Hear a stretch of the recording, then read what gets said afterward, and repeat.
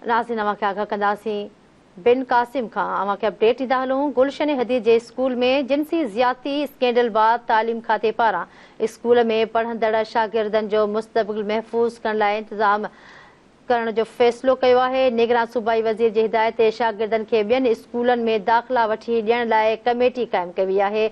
Additional director private institutions पारां स्कूलनि खे हिदायतूं जारी कयूं वयूं आहिनि।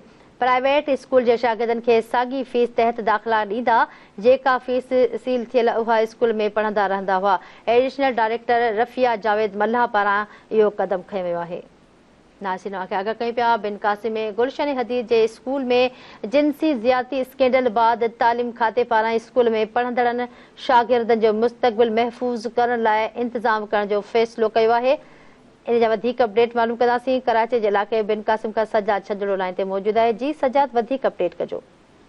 जी तव्हांखे ॿुधायां त जेको आहे बंदियुनि खां जेको आहे गुलशन जे स्कूल में जिनसी जो स्कैंडल आयो आहे उन खां बाद में तालीम खाते पारां स्कूल खे सील करण बाद स्कूल में पढ़ंदड़ शागिर्दनि जो मुस्तक़बिल महफ़ूज़ करण जे लाइ इंतज़ाम करण जो फ़ैसिलो कयो आहे। निगरान सूबाई वज़ीर जी हिदायत ते शागिर्दनि खे ॿियनि स्कूलनि में दाख़िला वठी ॾियण जे लाइ कमेटी जोड़े छॾी आहे। Additional director registration private institute पारां गुलशन हदीद में क़ाइम स्कूलनि खे जी स्कूलनि खे हिदायत कई वई आहे त मुतासिर जेके स्कूल जा जेके शागिर्द आहिनि उन्हनि खे पंहिंजे स्कूल में जेके दाख़िलाऊं ॾिनियूं वञनि ऐं प्राइवेट स्कूल जे शागिर्दनि खे साॻी फीस तहत ई जेका आहे दाख़िला ॾिनी वञी उहे साॻी फीस अदा कंदा जेतिरी पहिरीं जेका मुतासिर स्कूल में कंदा हुआ। सील थियण वारा स्कूल गैर registered additional director Ruqaiya Javed Mallah इहो चयो आहे असांजी कमेटी शागिर्दनि खे जी हर मुमकिन मदद कंदी। जेकॾहिं का दाख़िला में रुकावट या परेशानी थिए त फौरी तौर ते कमेटी जा सरबराह अब्दुल सत्तार सां राब्तो कयो वञे।